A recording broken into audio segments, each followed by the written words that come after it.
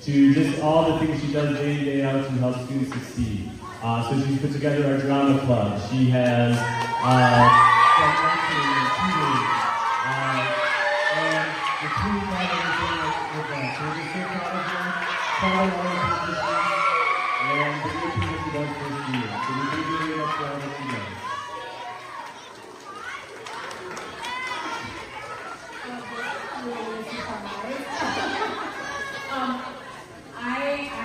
I'm speechless, I'm sorry.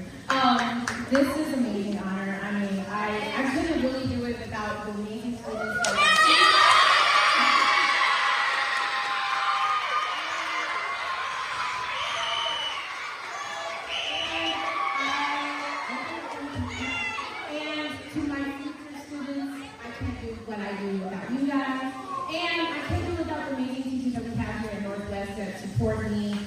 the amazing principals, Dr. Gannick and Ms. Indiana, and amazing administrators that we have here at D124. Like, the work that we do here is truly because it really does help us. We are a family, and we are hashtag the Evergreen. But